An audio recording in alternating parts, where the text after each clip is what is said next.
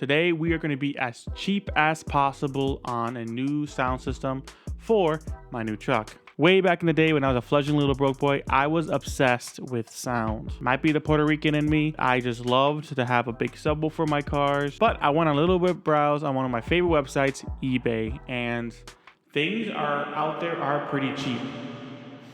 Now, I love eBay because you can get all the cheap things you can on Amazon for around the same price, sometimes even cheaper. eBay Motors has, direct fit parts for your cars, and you can get a lot of parts for a really good price. So I highly recommend them. Not sponsored at all, but just wanted to give that a shout out. So you are looking to upgrade a sound system in your car, or in my case, install one because it got yanked out. The first place most people do is the actual head unit. Now, this is something that you want to pay attention to. Most people want Android Auto, Apple CarPlay. You can connect your phone to it, get your GPS up, all that fun goodness on there. Something like this, back when I started, working on cars, would have been a $600 radio. So it's pretty cool. Now, these are going to be unbranded stuff. Normally, I wouldn't even touch this with a 10-foot pole. The thing about eBay that I like is that things are backed by eBay itself. So if you buy something that's crap, the seller has to give you either your money back or do a return or whatever the case may be. One of the reasons why these stereos are so cheap is because there's no CD player. And what we discovered when I did the S10 was the S10 has a very short space to put a stereo, and that extra space for the CD player made it have to hang out. Something that I always overlook too with stereos is how do you control your volume? How often are you pulling into a drive-through and you're bumping your music, you want to turn it down so you can order your food? A dial is what you want.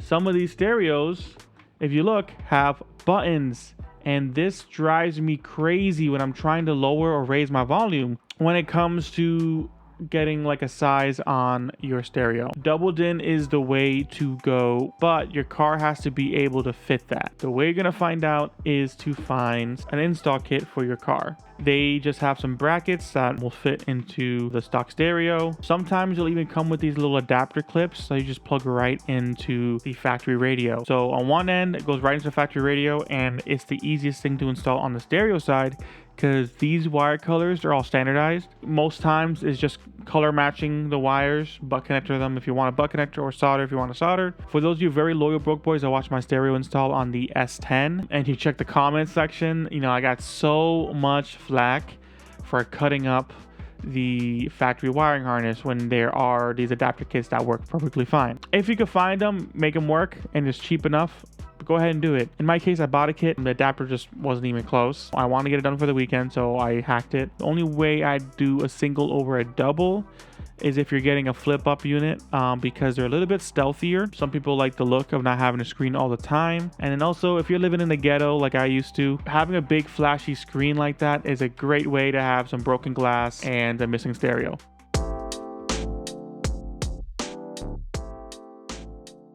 Next step in your sound system upgrade will be your speaker. A lot of aftermarket speakers these days are an upgrade to your stock speakers. Now, when it comes to speaker sizes, they are pretty standardized. You can actually just look up on Google. A lot of sites like Crutchfield will tell you what fits in your car, or you can just take your door panels off and just look at them. Most speakers are either a 6 or a 6.5. They're 6x9 like in my truck, or they're like a 4.5 or 4. You also want to make sure your depth's good. A lot of upgraded speakers, they're a lot deeper. If you want to amplify those speakers, that's when you got to start worrying about things like RMS, things like wattage. Now, what you want to avoid is just getting the biggest amplifier you can. Just getting something because it has a high wattage rating isn't necessarily going to be good for you. You got to fit this thing in your car somehow. Buying anything for a sound system is always misleading in some way, shape, or form. Buying an amplifier that may be 1,000 watts doesn't mean that it's putting out 1,000 watts per channel. Whatever the wattage is usually gets divided per the channel. On top of that, most speakers that you buy are going to be a 4 ohm speaker, and the ratings for whatever reason are almost always in a 2 ohm. 4 ohm speakers end up absorbing a lot more power. So amplifiers will have a rating for a 4 ohm and a 2 ohm. And what you want to do is match the channel wattage with the speaker's RMS. Now, RMS is the wattage that the speaker likes to be at. Whatever reason, audio companies like to promote their peak power. Pushing a speaker to its peak power all the time is just a recipe to blow speakers all the time. So what you want to do is go off of the speaker's RMS power. This, of course, is only referring to if you are amplifying the speaker. The more you push past this RMS, the more likely it is you're going to do some damage to your speakers. You can go just past this a little bit, but unless you're trying to win a sound competition, it ain't worth it. Now, when you get amplifiers, you are also going to need an in-stock kit. Now, wire gauges are reverse of what you would normally think. The smaller the number, the bigger the wire, the more power it can handle. Now, don't make the mistake I see a lot of people make. They go and they get this big 0 gauge or a 2 gauge system for their 1000-watt amplifier.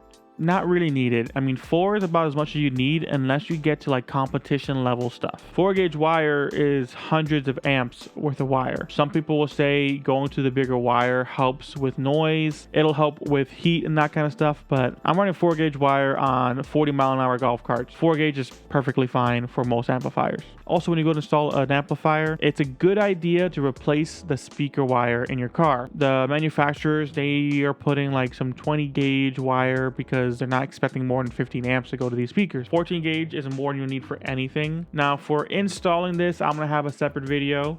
I hope this helps you guys decide on what you're gonna buy for your car. I hope you guys get some good bass, some good bumping. So remember, always just stay broke, they be creeping, all right?